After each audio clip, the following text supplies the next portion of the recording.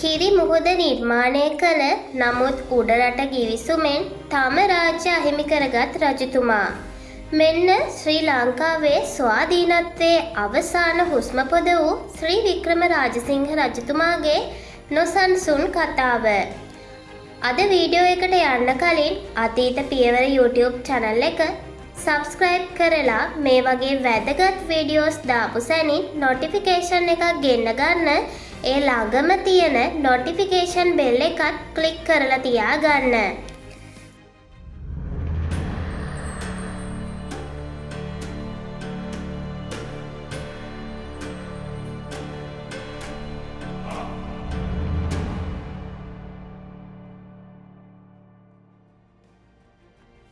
අවුරුදු 2300ක් පැරණි සිංහල රාජාණ්ඩුවේ සන්ධිස්ථානය සනිටුහන් කරමින් ශ්‍රී ලංකාවේ අවසාන රජතුමා ලෙස ඉතිහාසයට එක් වූ ශ්‍රී වික්‍රම රාජසිංහ රජතුමාගේ කතාව අද අප ඔබට ගෙන එනවා.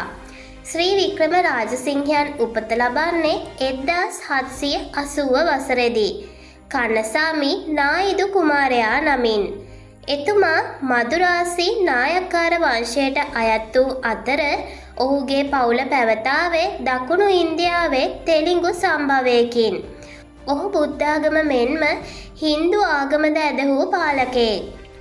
1798 වසරේදී ඔහුගේ මාමා වූ ශ්‍රී රාජාදි රාජසිංහ රජුගේ අභාවයෙන් පසු බලවත් පිළිම තලාවේ අධිකාරම්ගේ සහාය ඇතුව ඔහු සිංහාසනාරූඪ වන විට ඇතැම් වාර්තා අනුව ඔහු 18 හැවිරිදි තරුණයෙක්. පිළිම තලාවේ අධිකාරම්ගේ අභිප්‍රාය වූයේ තරුණ රජු තම අතේ රූකඩයක් කර ගැනීමටයි. නමුත් ශ්‍රී වික්‍රම රාජසිංහ රජු ක්‍රමක්‍රමයෙන් තනි බලය තහවුරු කර ගැනීමට සමත් වීමත් සමගම රජු සහ ප්‍රධානීන් අතර අභ්‍යන්තර ගැටුම් මැරඹුණා. රජුගේ පාලන කාලය යනු අභ්‍යන්තර කෘමන්තන සහ බ්‍රිතාන්‍යයන්ගේ බලව්‍යාපෘතියෙන් පිරුණු ඉතාම කැළඹිලි සහිත යුගයක් වුණා. පළමු උඩරට යුද්ධය රජු සහ පිළිම තලාවේ අධිකාරම්ගේ කෘමන්තන හේතුවෙන් බ්‍රිතාන්‍යයන් සමග යුද්ධයක් ඇරඹුණා. 1803 වසරේදී බ්‍රිතාන්‍ය හමුදා මහනුවරට ඇතුළු වුවත් කන්ද උඩරට ගරිල්ලා සටන් උපක්‍රම නිසා ඔවුන්ට විශාල හානි සිදු වුණා. අවසානයේ පරාජය වෙන්නට සිදු වුණා. පළමු අධිකාරම්වරයා වූ පිළිම තලාවේ රජු ඝාතනය කර සිහසුන පැහැර ගැනීමට තැත් කළා. දෙවරක් සමාව ලැබුණත් තුන්වන වරටත් කෘමන්තනය කිරීම නිසා 1811 දී ඔහුට මරණ දඬුවම නියම වුණා. පිළිම තලාවයගෙන් පසු අධිකාරම් පදවියට පත් වූ ඇහැලේපොළ නිලමේද රජුට එරෙහිව කෘමන්තනය කර බ්‍රිතාන්‍යයන් වෙත පලා ගියා. රජු වෙයින් කෝප වී රාජද්‍රෝහී වූ නිලමේගේ බිරිඳ වූ ඇහැලේපොළ කුමාරිහාමිට සහ දරුවන්ට ඉතාමත් දරුණු ලෙස දඩුවම් කළ බවට ජනප්‍රවාදය එනවා. මේ රජු කෙරෙහි ජනතාවගේ විශ්වාසය පළුදු වීමත් බ්‍රිතාන්‍යයන්ට රාජ්‍ය ආක්‍රමණය කිරීමටත් හොඳම ප්‍රතිචාරයක් බවට පත් වුණා. දේශපාලන කැළඹිලි මාධ්‍ය වුවද ශ්‍රී වික්‍රම රාජසිංහ රජතුමා මහනුවර නගරය අලංකාර කිරීමටත් ජනතාවගේ යහපතටත් විශාල දායකත්වයක් ලබා දුන්නා. අදටත් කන්ද උඩරට ශෝභාව වඩන ඔහුගේ විශිෂ්ට නිර්මාණ කිහිපයක් මෙන්න.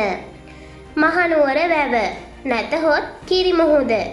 කන්ද උඩරට නගරයේ ශෝභාව දෙගුණ තෙගුණ කළ බෝගම්බර මඩ ගොහරුවක්ව තිබූ ස්ථානයක විශාල වැවක් නිර්මාණය කරා.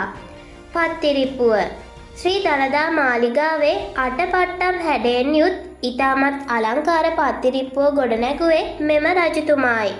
මේ අද දවස දක්වාම කලාත්මක සහ ගෘහ නිර්මාණ ශිල්පයේ විශිෂ්ටතම සංකේතයක් ලෙස සැලකෙනවා.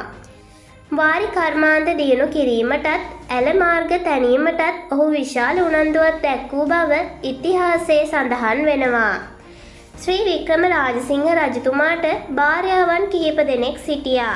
ඉන් ප්‍රධාන තැනක් ගන්නේ ශ්‍රී වේණකතා රංගම්මාල් දේවියයි.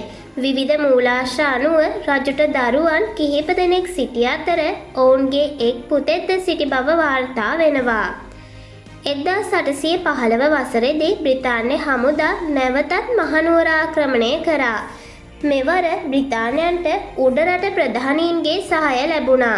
රජුට සටනින් පලා යන්නට සිදු අතර 1815 පෙබරවාරි 18 වන දින මැද මහනුවර උඩුපිටියේදී බ්‍රිතාන්‍යයන් සහ ඔවුන්ගේ සහායකයන් අතින් රජු සහ ඔහුගේ භාර්යාවන් අල්ලා ගනු ලැබුවා.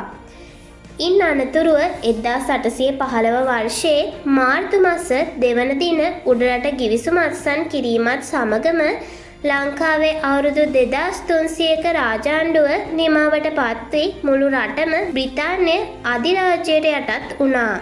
රජු සහ ඔහුගේ පවුල මුලින්ම කොළඹට ගෙනවිත් වසරක් පමණ සුව පහසුව තබාගෙන සිටියා. 1816 වර්ෂයේ ජනවාරි මාසයේදී ඔවුන් ඉන්දියාවේ වේලෝර් බලකොටුවට පිටුහල් කරනු ලැබුවා. ශ්‍රී වික්‍රම රාජසිංහ රජතුමා පිටුහල් කරන ලද සිරකරුවෙක් ලෙස වසර 17ක් එහි ගත කළ අතර 1832 වසරේ ජනවාරි 30 වන දින වයස අවුරුදු 52දී රෝගාබාධයකින් එතුමා අවසන් හුස්ම හෙළුවා. අදටත් වෙල්ලෝරෙහි මුතු මණ්ඩපය නමින් හැඳින්වෙන ස්ථානයේ එතුමාගේ දේහය භූමදානය කර ඇති බව සඳහන් වෙනවා. දේශපාලන උවදුරු මැදයේ ශ්‍රී වික්‍රම රාජසිංහ රජතුමාට ඉතිහාසයේ විවිධ අර්ථකථන ලැබුණා. එහෙත් මහනුවර වැව සහ පත්තිරිප්පුව වැනි අසම සම නිර්මාණ තුළින් ඔහුගේ කලාකාමී දැක්ම අදටත් අප අතර ජීවමානයි. ලංකාවේ නිදහස් රාජ්‍යයේ අවසාන රජතුමා ලෙස එතුමාගේ කතාව ශ්‍රී ලංකා ඉතිහාසයේ කිසිදා මැකී නොයන සන්ධිස්ථානයක් වෙනවා. ඉතින් අද වීඩියෝ එක ගැන ඔයාලට මොකද හිතෙන්නේ? ඔයාලගේ අදහස අනිවාර්යෙන්ම කමෙන්ට් එකකින් අපිට කියන්නත් අමතක කරන්න එපා. ඒ වගේම අපේ channel එක subscribe කරලා මේ වීඩියෝ එක ඔයාගේ යාළුවන්ටත් බලන්න share කරන්න. එහෙනම් අලුත් වීඩියෝ එකකින් හමු වෙනකන් ඔයාලට සුබ දවසක්.